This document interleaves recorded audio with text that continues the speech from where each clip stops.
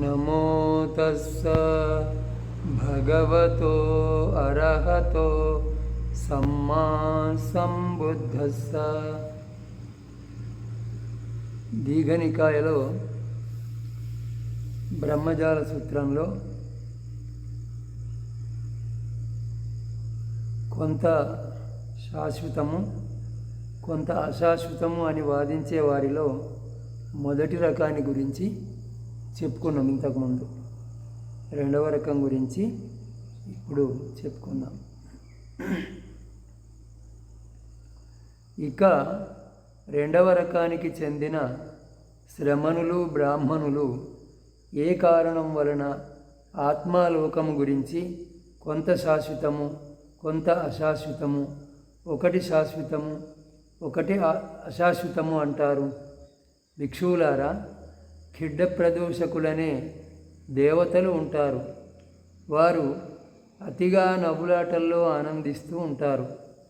వారు అతిగా నవ్వులాటల్లో ఆనందిస్తూ ఉండటం వలన వారి స్మృతి నశిస్తుంది.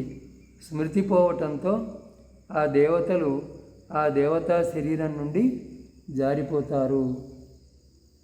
రెండవ రకం వాళ్ళు ఎవరు అంటే ఖిడ్డ ప్రదోషకులు అనే దేవతలు ఉంటారు. వాళ్ళు ఎక్కువగా ఈ నవ్వులాటల్లో ఆనందిస్తూ ఉంటారు. అట్లా ఉండటం వల్ల మరుపు ఏర్పడుతుంది వాళ్ళలో. ఆ మరుపు సతి కోల్పోవటం వల్ల వాళ్ళు ఆ దేవతా శరీరం నుండి జారిపోతారు. ఇప్పుడు సతి కోల్పోయినప్పుడు మనిషి పతనం అవుతాడు అని అర్థం. దీనికి ఇంకొక విధంగా మనిషి ఎప్పుడైతే సతిని కోల్పోతాడో అప్పుడు పడిపోతాడు అని. ఇప్పుడు సాధారణంగా మనుషులు కూడా అతిగా నవ్వులాటల్లో లీనమైతే సతిని కోల్పోతారు. మరి ఇక్కడ దేవతలకు కూడా అదే జరిగి వాళ్ళు ఆ దేవతాలోకం నుండి పడిపోతారు, జారిపోతారు. భిక్షువులారా, వారిలో ఒక ప్రాణి ఆ శరీరాన్ని వదిలి ఇక్కడికి వస్తాడు. ఇక్కడికి వచ్చి ఇంటిని వదిలి అనగారికునిగా ప్రవ్రజితుడు అవుతాడు. ఆ విధంగా ప్రవ్రజించి తపంతో, ప్రయత్నంతో, యోగంతో, అప్రమాదంతో, చక్కని సమూల చింతనతో ఒక పూర్వజన్మను స్మరించడానికి తగిన చిత్త సమాధిని పొందుతాడు. అంతకు పూర్వం వాటిని స్మరింపలేడు. ఆ విధంగా అక్కడ నుంచి పతనమైపోయి ఈ మానవ లోకంలో పుట్టి అతడు ప్రవ్రజ్య తీసుకొని సాధన చేసి చిత్త సమాధిని పొందుతాడు, ఏకాగ్రతను పొందుతాడు. ఆ ఏకాగ్రత శక్తి ఎంతవరకు అని అంటే ఒక పూర్వజన్మను స్మరించడానికి తగినంత. అంతకు ముందు వాటిని అతను స్మరింపలేడు. అందువల్ల అతను ఏమంటాడు అని అంటే, ఈ ఖిడ్డ ప్రదోషక దేవతలు అతిగా నవ్వులాటల్లో ఆనందిస్తూ ఉండకూడదు.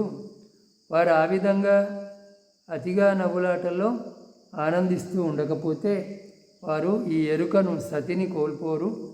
సతిని కోల్పోకపోతే ఆ శరీరాన్ని కూడా కోల్పోరు, ఆ దేవతా శరీరాన్ని కోల్పోరు, దేవతా లోకాన్ని కోల్పోరు. నిత్యులై, స్థిరులై, శాశ్వతులై, అపరిణామ ధర్ములై, శాశ్వత సములై అక్కడే నిలిచి ఉంటారు. ఆ స్మృతిని కాపాడుకున్నట్టయితే ఎన్నాళ్ళైనా వాళ్ళు అక్కడే ఉంటారు, కానీ అక్కడి నుంచి పతనం గారు. అందువల్ల అతిగా నవ్వులాటల్లో ఆనందించవద్దు. అట్లా ఆనందించటం వల్లనే మేము అక్కడి నుంచి పడిపోయి ఈ అనిత్యము, అస్థిరము, అల్పాయుష్కము, మరణధర్మం కల ఇక్కడికి వచ్చాము. అంటే ఈ మరణధర్మం కలిగినటువంటి మానవ లోకానికి రావాల్సి వచ్చింది. ఎందువల్ల? అతిగా నవ్వులాటల్లో ఆనందించి సతిని కోల్పోవటం వల్ల. వారు ఆ విధంగా చేయకపోతే స్మృతి పోదు, స్మృతి పోకపోతే ఆ శరీరము పోదు, దేవతా శరీరము అని చెబుతూ ఉంటారు. అంటే అదేమో శాశ్వతము, అంటే ఎరుకను కాపాడుకున్నంత కాలము అక్కడి నుంచి పతనం లేదు.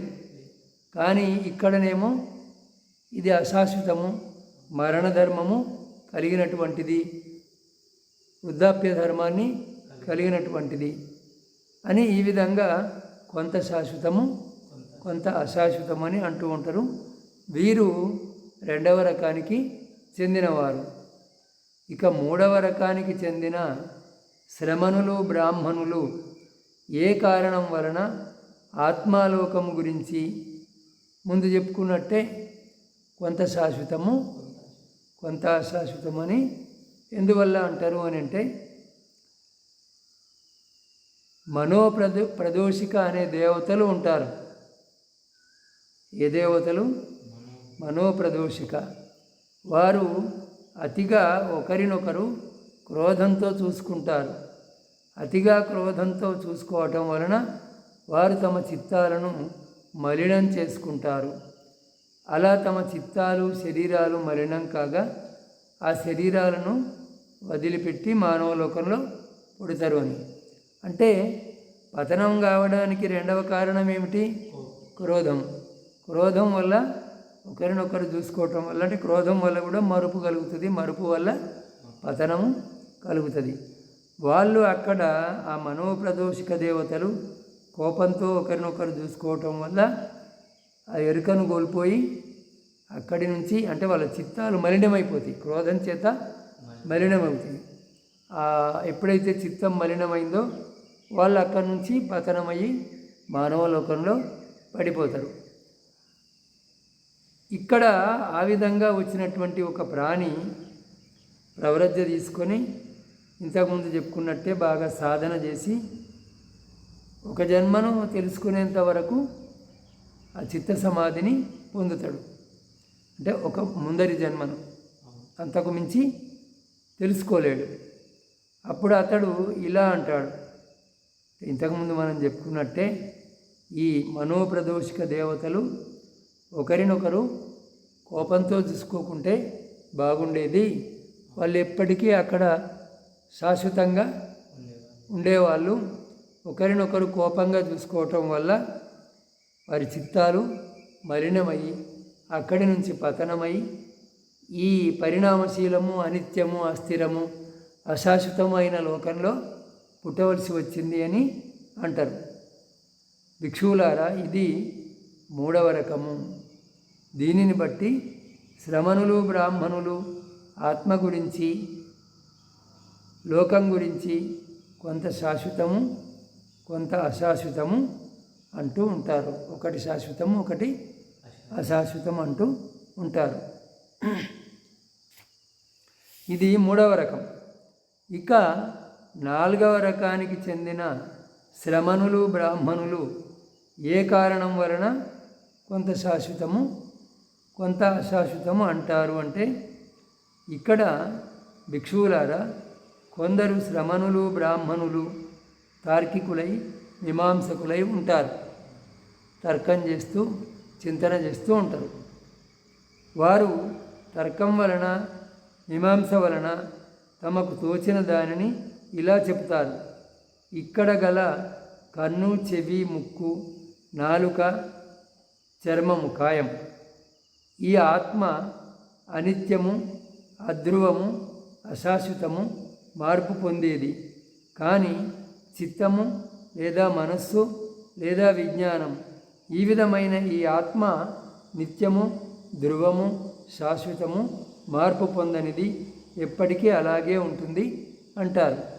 అంటే ఈ శరీరాన్ని రెండుగా చూస్తున్నారు వాళ్ళు. ఆ రెండుగా అంటే ఏమిటి? నామరూపాలు అన్నమాట. రూపమేమో ఇక్కడే నశించేది.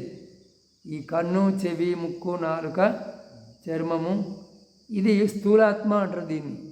ఈ స్థూలాత్మ ఇక్కడే పడిపోతుంది, నశిస్తుంది.